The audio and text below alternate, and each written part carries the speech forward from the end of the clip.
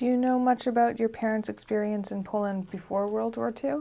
My father, was in this big family, and I think the family business had to do with kerosene, fuel, and I think that the family was well regarded. My father tells a story about how one of the Christian families didn't have the money or kerosene around Christmas time, and his father gave them the fuel anyway around Christmas.